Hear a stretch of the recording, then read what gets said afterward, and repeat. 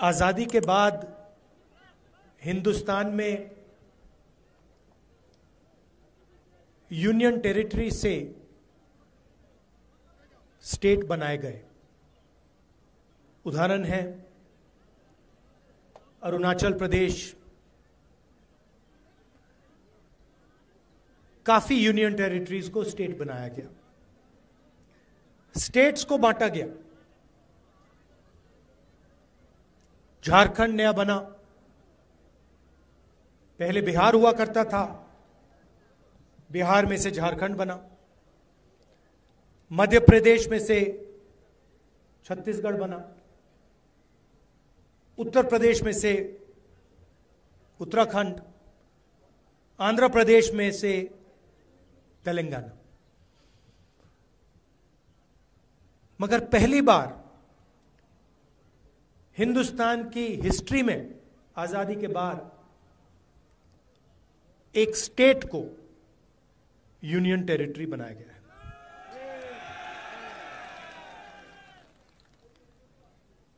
मतलब जब हम यूनियन टेरिटरी को स्टेट बनाते हैं या हम स्टेट को बांटते हैं तो हम लोकतंत्र को गहरा करते हैं, अधिकारों को और गहराई से पहुंचाते हैं। मगर जब हम स्टेट को यूनियन टेरिटरी बनाते हैं तो अधिकारों को छीना जाता है। और आपके साथ, जम्मू कश्मीर के साथ यह अन्याय हुआ है। पहली बार हिंदुस्तान की हिस्ट्री में एक स्टेट के लोगों से उनके अधिकार छीनकर उनको यूनियन टेरिटरी में बदला गया है। यूनियन टेरिटरी में और स्टेट में बहुत फर्क होता है। स्टेट में असेंबली होती है, लोगों की आवाज होती है, उनके अधिकार होते हैं। और स्टेट के लोग अपने स्टेट को चलाते हैं, चाहे वो टूरिज्म हो, बिजनेस हो, माइनिंग हो, जो भी है, स्टेट के लोग स्टेट को चलाते हैं। और स्टेट के लोग अपनी असेंबली में अलग अलग कानून बनाते हैं। 1947 में हिंदुस्तान ने राजाओं को, महाराजाओं को परे करके लोकतांत्रिक अधिकार हमारी जनता को दिया था। कॉन्स्टिट्यूशन उसका चिन्ह है। पहली बार एक स्टेट से उनका अधिकार छीना गया है और हमारा कर्तव्य बनता है, हमारी जिम्मेदारी बनती है, सिर्फ कांग्रेस पार्टी और नेशनल कॉन्फ्रेंस की नहीं, सिर्फ इंडिया गठबंधन के लोगों को नहीं, मगर हिंदुस्तान के हर नागरिक की जिम्मेदारी है कि जम्मू कश्मीर को स्टेटहुड वापस दिया जाए। और मैं आपको यहां बताने आया हूं कि बीजेपी कुछ भी कह ले, आरएसएस कुछ भी कह ले, हम जम्मू कश्मीर के लोगों को उनका स्टेटहुड वापस देने जा रहे हैं। हम चाहते थे कि चुनाव से पहले मामला तय हो जाए और चुनाव से पहले जम्मू कश्मीर को स्टेटहुड मिले। मगर बीजेपी नहीं चाहती थी। उन्होंने कहा कि पहले चुनाव करो, ठीक है, मंजूर है,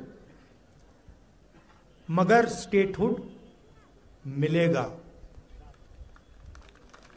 आप देखना, मैं आपको गारंटी करके कह रहा हूं, या ये स्टेटहुड देंगे, नहीं तो फिर अगली सरकार जो दिल्ली में आएगी, इंडिया गठबंधन की सरकार आएगी, उनका पहला काम होगा आपको स्टेटहुड देने का। और हम तब तक नहीं रुकने वाले हम इन पर दबाव डालेंगे पार्लियामेंट में, यहां पर, कि ये जो आपको स्टेटहुड से यूनियन टेरिटरी बनाया गया है,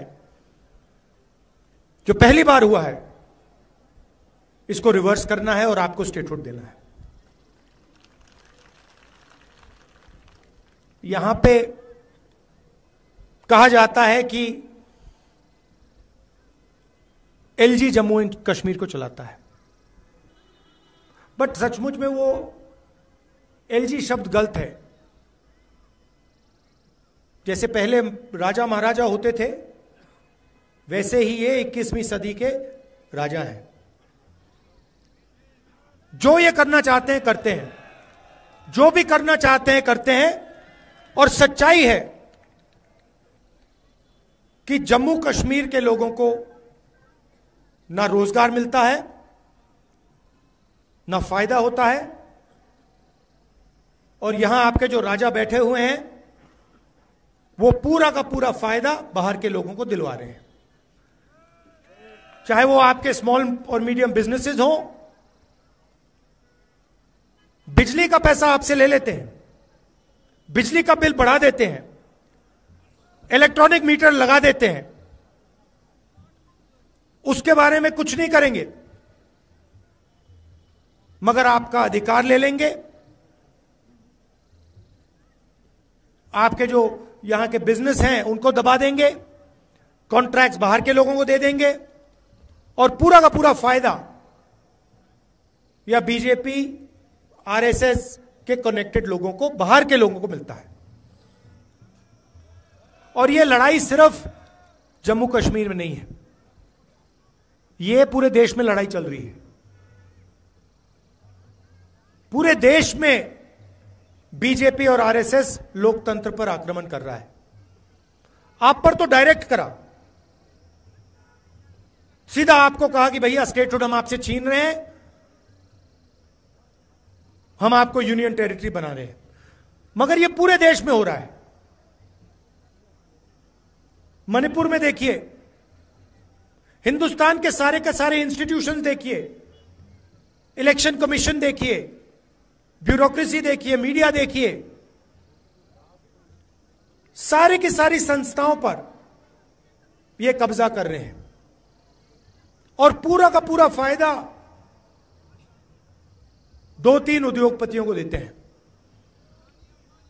यह देखिए, आप नाम जानते हैं, क्या नाम है उनके? अच्छा, नई चीज बोली है। मैं पार्लियामेंट में भाषण कर रहा था, मैंने भाषण में अदानी अंबानी का नाम लिया, और मुझे कहा जाता है कि पार्लियामेंट में अदानी और अंबानी का नाम नहीं लिया जा सकता। कमाल की बात है। एयरपोर्ट पे लगाया जा सकता है, सड़कों पे लगाया जा सकता है, पोर्ट्स पे लगाया जा सकता है, हर धंधे में उनका नाम दिखाई देता है, चाहे वो सेब का धंधा हो, सब जगह उनका नाम दिखता है, मगर पार्लियामेंट में उनका नाम विपक्ष नहीं ले सकते। तो फिर मैंने उनसे कहा, मैंने कहा ठीक है भैया, आप कहते हो कि अंबानी अदानी का नाम नहीं ले सकता, तो कुछ तो कहना पड़ेगा, क्या कहूं उनको?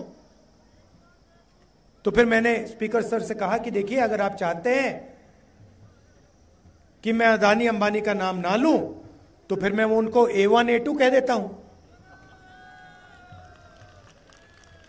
कहना तो पड़ेगा, क्योंकि यह सच्चाई है। सारी की सारी चीजें, सारे के सारे बिजनेस इन 3-4 लोगों को मिलते हैं। अमित शाह के जो बेटे हैं, कभी क्रिकेट बैट नहीं उठाया, वो क्रिकेट के इंचार्ज बन गए।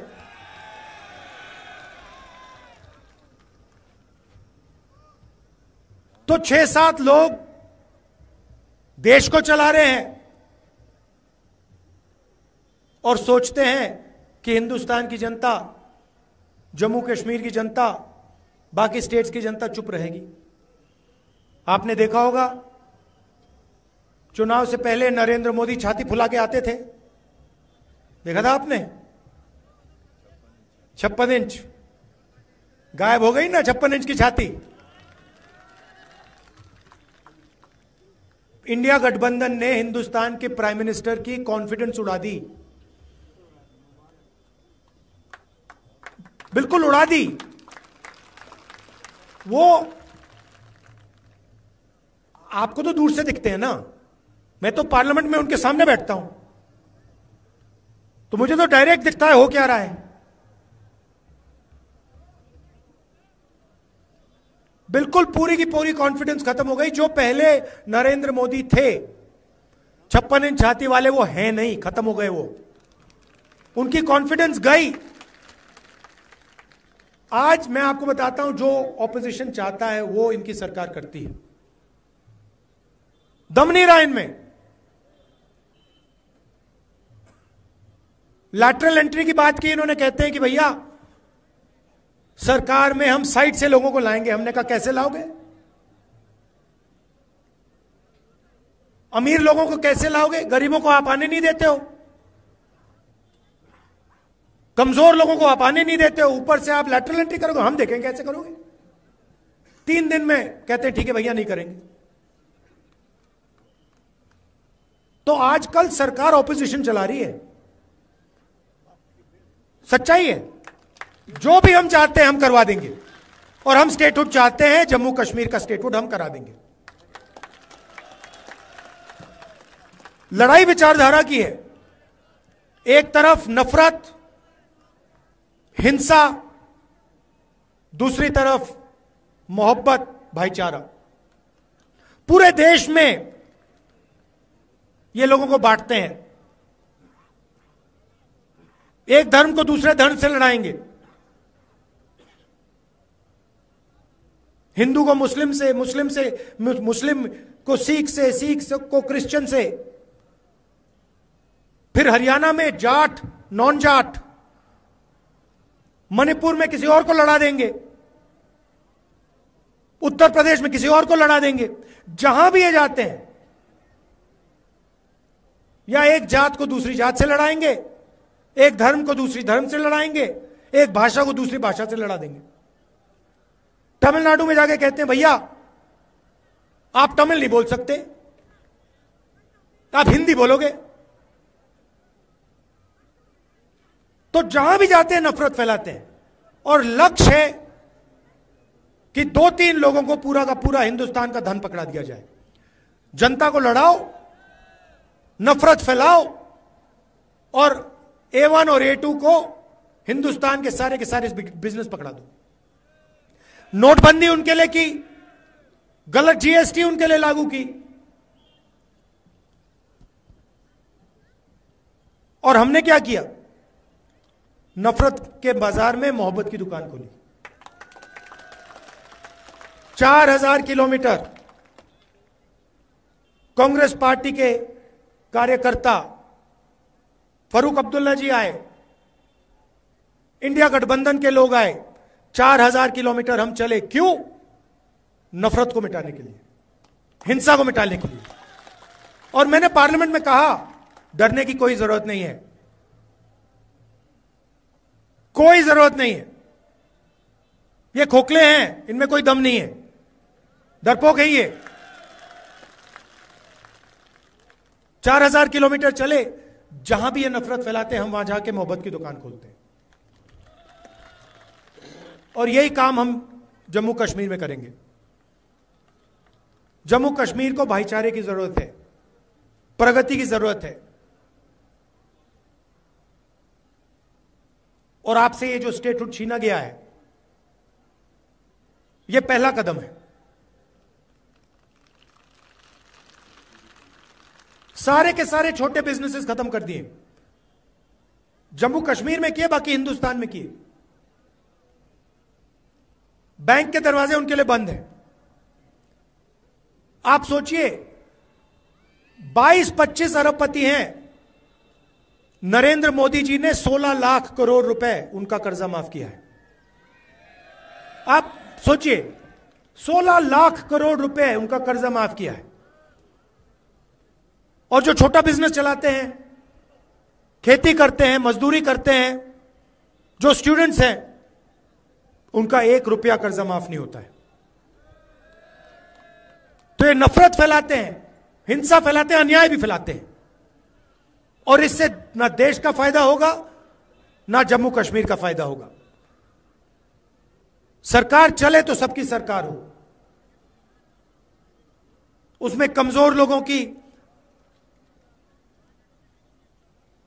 शेयर हो, छोटे बिजनेसेस की रक्षा हो, जो खेती करते हैं, हॉर्टिकल्चर का काम करते हैं, टूरिज्म का काम करते हैं, उनकी रक्षा हो, उनको भी फायदा मिले। ऐसी सरकार हम यहां चलाना चाहते हैं। और मैं आपसे कह रहा हूं, मैं जानता हूं कि जम्मू कश्मीर ने मन बना लिया है, मैं यहां कैंपेनिंग करने आया हूं, मगर सच्चाई यह है कि इंडिया गठबंधन यह चुनाव जीतने जा रहा है, और वो दिख रहा है, क्योंकि इंडिया गठबंधन न्याय के लिए लड़ रहा है। और जैसे फरूक साहब ने कहा, बहुत सारे लोग बीच में डिवीजन करने, कंफ्यूजन फैलाने घुसे हुए हैं। आप याद रखिए, एक तरफ बीजेपी और आरएसएस है, दूसरी तरफ इंडिया गठबंधन, कांग्रेस पार्टी और नेशनल कॉन्फ्रेंस है। सीधी सी बात है, लड़ाई इन दोनों के बीच में है। डिवीजन नहीं होना चाहिए, मिलकर इनको हराना है। जहां भी नेशनल कॉन्फ्रेंस के कार्यकर्ता हैं, आपको कांग्रेस पार्टी के कैंडिडेट्स का पूरा समर्थन करना है, और जहां भी नेशनल कॉन्फ्रेंस के कैंडिडेट्स हैं, वहां कांग्रेस पार्टी के कार्यकर्ताओं को पूरा दम लगा के समर्थन करना है। स्टेटहुड का मामला है, जम्मू कश्मीर के लोगों के अधिकार का, सेल्फ रिस्पेक्ट का मामला है। इसमें कोई डिवीजन नहीं होना चाहिए। आप जानते हो मेरा आपसे क्या रिश्ता है, और ये मैंने एक दिन में आपको नहीं दिखाया है। आप जानते हो कि आपका हमारा खून का रिश्ता है।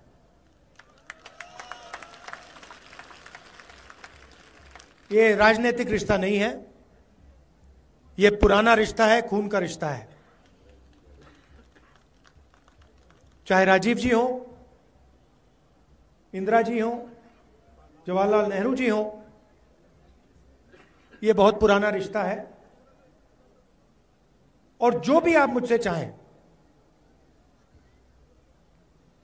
जो भी आप मुझसे चाहें, मेरे दरवाजे आपके लिए खुले हैं। मैं पार्लियामेंट में आपकी सेवा करना चाहता हूं। आपके मुद्दे हैं, आपका दर्द है, आपका दुख है, वो सब मैं आपके लिए पार्लियामेंट में उठाना चाहता हूं, कि देश को पता लगे कि पहली बार हिंदुस्तान की हिस्ट्री में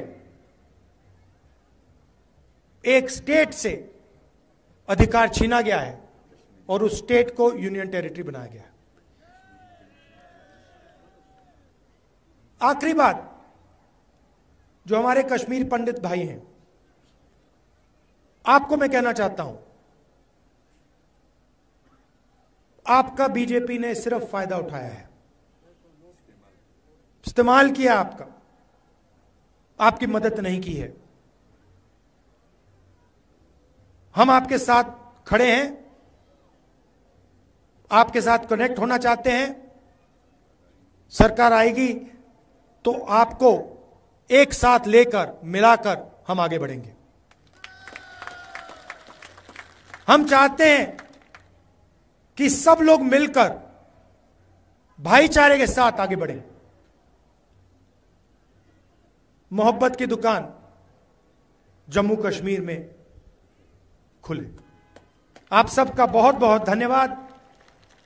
और मैंने पहले भी शिकायत की थी, अभी मैं शिकायत करना चाहता हूं मीर साहब से, कि आप मुझे यहां बुला लेते हो, चुनाव में बुला लेते हो, इतनी सुंदर जगह बुलाते हो, फिर कहते हो आपको 1 घंटे में जाना है।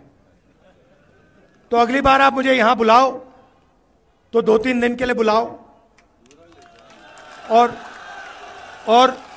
लोगों को ठीक से, कि मैं लोगों के साथ ठीक से मिल पाऊं, क्योंकि ये जो 45 मिनट 1 घंटे का काम होता है इसमें मजा नहीं आता मुझे। और फिर मुझे लगता है कि भाई ऐसी सुंदर जगह आया हूं। अभी फारूक साहब से मैं कह रहा था कि जम्मू कश्मीर में जहां भी जाओ